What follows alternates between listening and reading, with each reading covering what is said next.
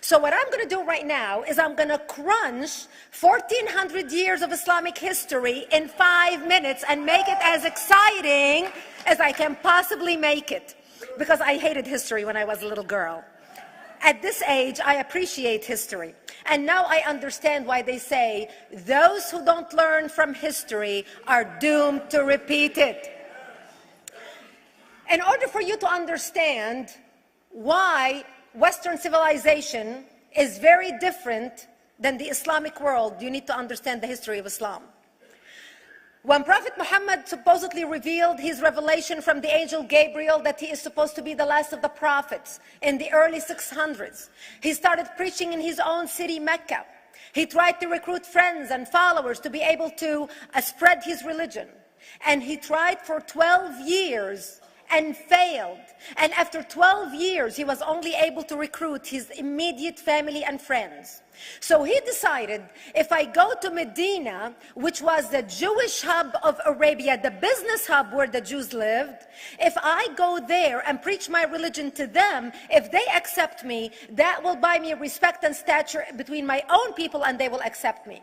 So Prophet Muhammad started borrowing a lot from the Old Testament to make his religion more palpable to the Jews, to make it a lot similar. This is why you see a lot of similarities between Judaism and Islam. For example, Jews don't eat pigs, Muslims don't eat pigs. Jews pray a few times a day, Muslims pray a few times a day. Jews fast on Yom Kippur, Muslims fast on Ramadan. And this is why you started seeing a lot of good writing in the beginning of the Quran when Prophet Muhammad was saying all the good things about the people of the book. He took his message and went to Medina trying to recruit the Jews, talking about the people of the book, talking about how similar the two religions are.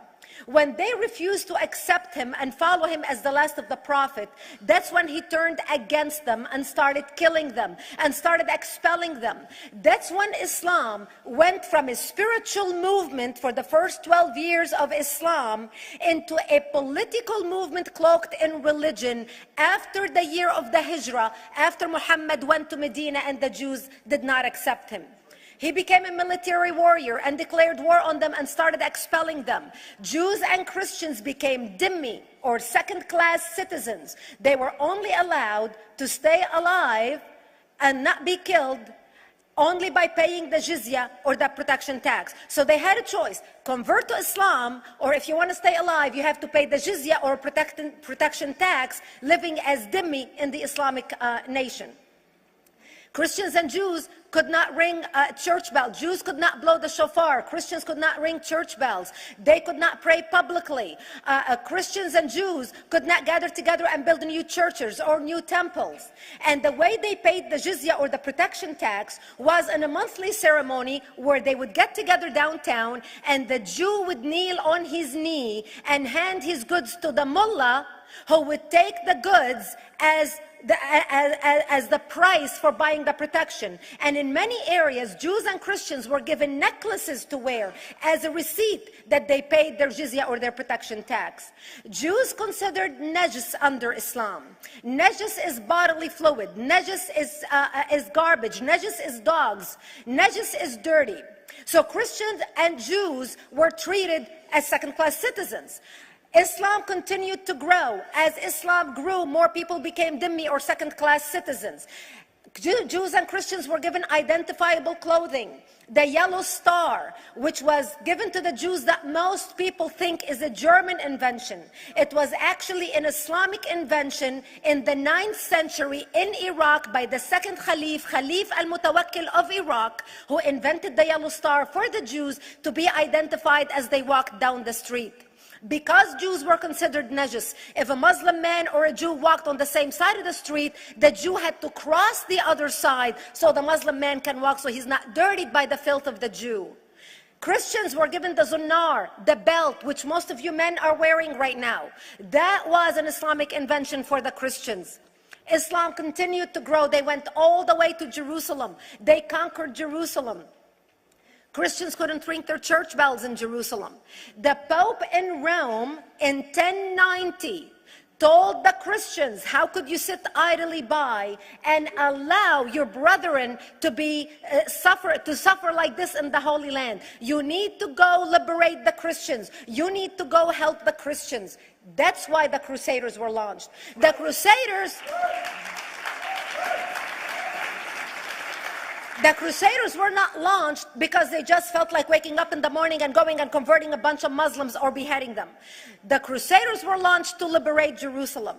And they were able to liberate Jerusalem for less than 100 years before Salah ad-Din al-Ayyubi, Saladin, took it back, and Jerusalem remained under Islamic control until 1967, when the State of Israel liberated Jerusalem, where Christians, Jews, and Muslims could pray under the same sky.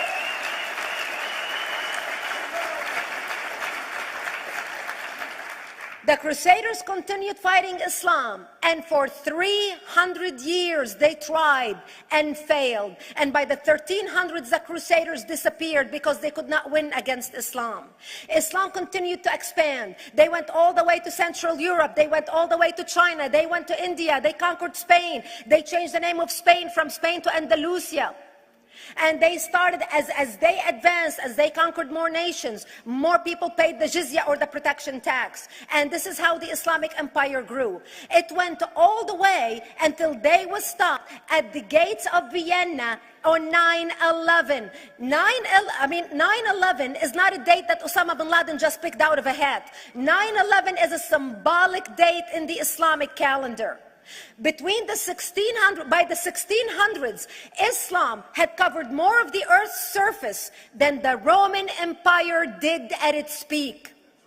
Between the 1600s and the 1800s, the Europeans were experiencing the European Industrial Revolution, where the Europeans were able to invent products on factory lines, where they are able to make money and sell products, which gave them the money to build a strong army in order to fight the Muslims. And that's how they were able to stop them at the gates of Vienna on 9/11.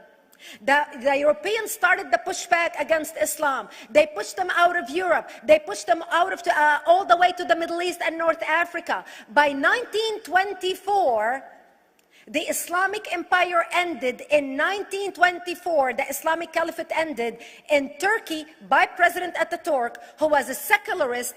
He ended the Islamic Empire, and he gave women rights to vote. He gave women a right to an education, a right to work, a right to choose a husband. He forbid women from wearing the hijab. He forbid men from wearing the beard. The Muslims hate him so much that they consider him a Jewish agent, because they believe that his mother in her bloodline was Jewish, and that was the influence on Ataturk.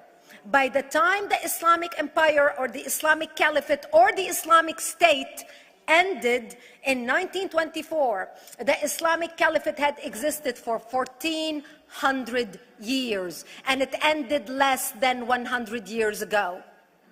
By the time the Islamic Caliphate ended in 1924, 270 million people around the world were killed by Islam.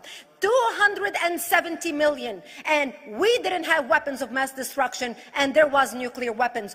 All of these people were killed, butchered by the sword. The people in the world, less than 100 years ago, how many people knew this history? Please raise your hand. We in America have failed to educate our children about history. We in America failed to educate our population about history. Our children in high school, you take any 17, 16-year-old kid, 18-year-old kid, and ask them about World War II. They can't even tell you what happened in World War II. For them, it's ancient history, and we still have our World War II veteran walking among us. That's how little we know of history. Islam ended in 1924, the Caliphate. People thought the Caliphate will never be resurrected. The Caliphate will never come back. But two things happened in the Middle East in the last century that made the Islamists be able to resurrect the Caliphate. Number one is the discovery of oil in Saudi Arabia, which we were able to discover and were stupid enough to allow them to nationalize it. And the number two that happened was Ayatollah Khomeini coming to power in 1979. That gave the Islamists the money and also the spiritual covering in order to explode on the world stage. And people say, oh, well, the Wahhabis exported their Wahhabi radical religion. The Wahhabis are the name of Wahhab. They're not a different sect of Islam.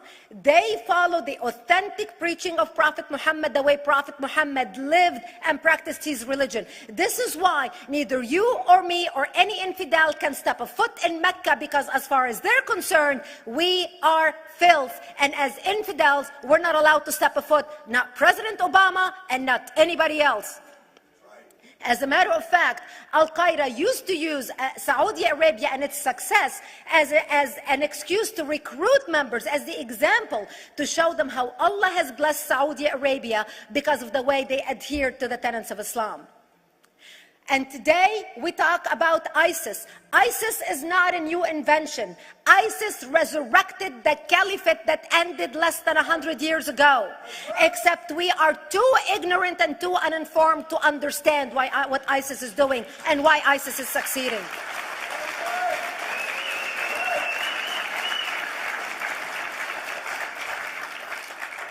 Two things you need to understand about Islam and the principles of war in Islam. One is the law of taqiyya, which means lying and deception. It means that a Muslim man can lay his hand on the Quran and swear that he is telling the truth, knowing that he is lying, but also knowing that the Quran will forgive him because he is advancing the cause of Islam.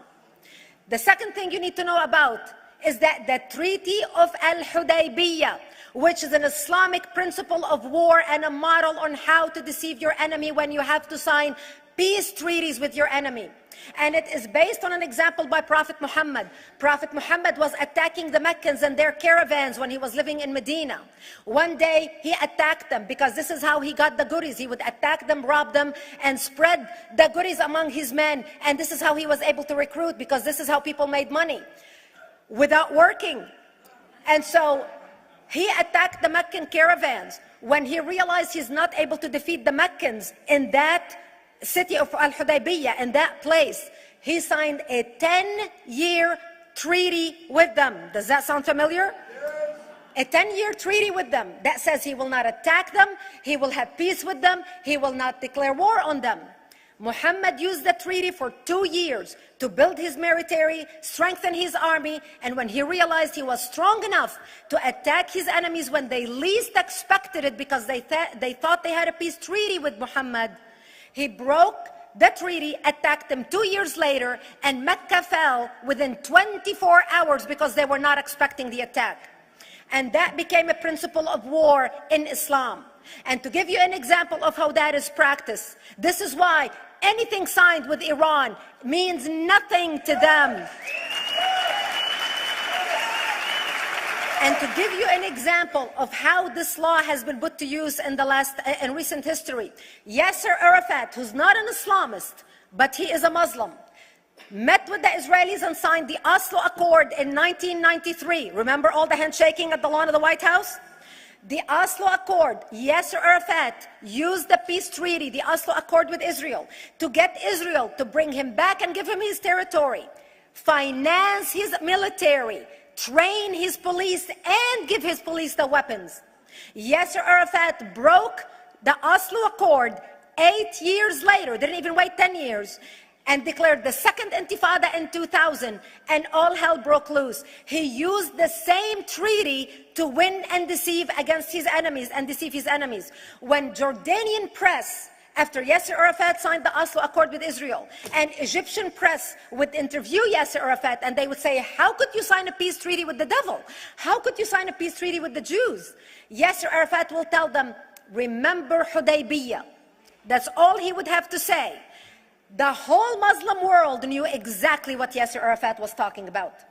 We in the West and the Jews in Israel, it was over their heads. Nobody understood what Hudaybiyah was referring to. And this is the type of deception that we are dealing with. So when Iran signs a peace treaty with the United States for 10 years, they are using us as useful idiots, as gullible, ignorant people who are signing a peace treaty with the devil in order for Iran to continue her thing. In this deadly game of thrones, there's no place for America or for Israel. We don't have to gamble with our future and with our children's future. Elie Wiesel. And I wish I could promise you, Elie, that the lessons of history have been learned.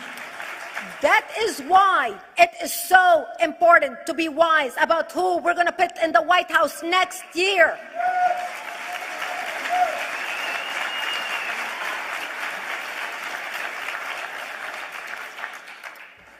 This is why it is very important that whoever we're going to elect next year to office, that the next president be well informed about the history of radical Islam, understand our enemy, understand what ISIS is all about, understand what their end goal is. And this is exactly, people are wondering how come ISIS is having such success recruiting people from all over the world. They exploded all over the world.